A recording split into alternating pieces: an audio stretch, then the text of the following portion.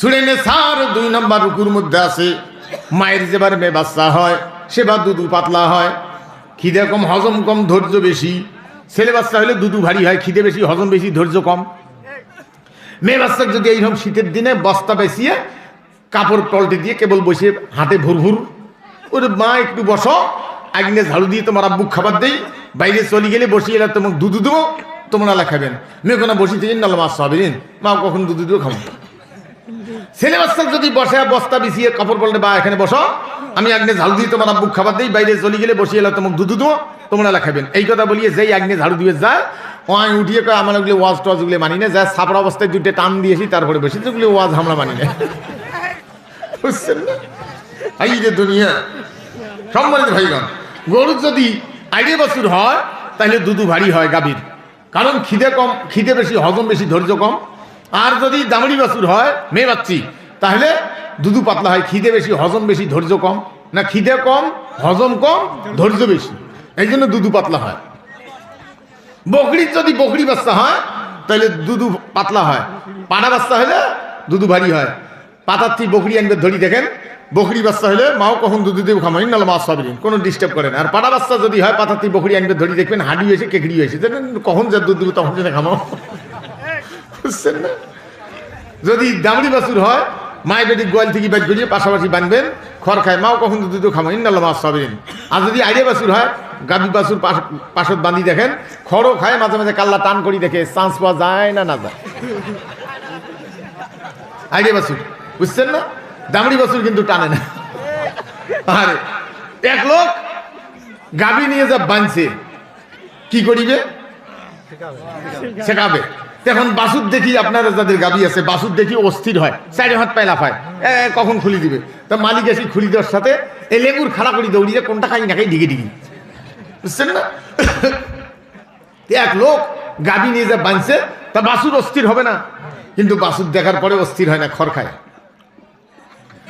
লোকটা চিন্তা করলে কিরে বাছুর কেন অস্থির হয় না? এলে কি হলে বাছুরের? আসি খুলি দিছে তাও যায় না, ঠেলি নিয়ে যেতে পাইতল পেয়ে যায়, সোজায়ও না যায়, পাইতল পেয়ে যায়। আগে দেয় খায় না, লোকটা ভিতরে আউলি গেছে, আল্লাহ বাছুরের কি হলো, আল্লাহ বাছুর কেন কি হলো, আল্লাহ আল্লাহ, লাগে দেয় খায় না। ওর ভিতরে খড়ে গেছে, নিঃশ্বাস খড়ে গেছে, নিঃশ্বাস আসতেছেন, আল্লাহ বাছুর কেন দুধ খায় না, এইটা আর আসে না, আল্লাহ বাছুর, আল্লাহ বাছুর কয় আর লাগে দেয় খায় না। ও হাফসি কি ওর স্ত্রী দেখছে, শোনো তো দেখো তো বাছুর কেন দুধ খায় না, দেখো তো আল্লাহ বাছুর। ওর স্ত্রী দৌড়ি বেড়াইছে, কি হল কি হল, বলে দেখো তো বাছুর কেন দুধ খায় না, আল্লাহ বাছুর যেই লাগে দেয় খায় না।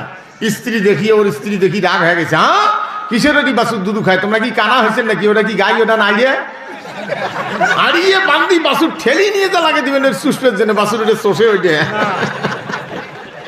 বাছুর চিন্তা করে আল্লাহ মোর মালিক কানা হইল নাকি, মুই কেন এটা চোষং, আল্লাহ এটা চষি মোর কি হবে, এটা কি বেড়াইবে, ওটা কি চষা সম্ভব, অত বড় জিনিসটা মুখ দেওয়া সম্ভব? ওই বাছুরের ঠেলি লাগে তো সুস্পের জন্য। সম্মানিত ভাইগণ, ভালো করে বুঝে নেন, আমি গাই বাছুরের তুলনা দিচ্ছি না, বোঝার জন্য বলতেছি। বলেন তো এটা কি? হুদাল লিন্নাস, সমস্ত মানুষের জন্য আল্লাহ কোরআন নাজিল করেছেন। এটা যদি আজকে জায়গা মতো থাকতো, কোন জায়গায়? তাহলে ধর্ম বর্ণ নির্বিশেষে সবাই মিলে সুস্থ।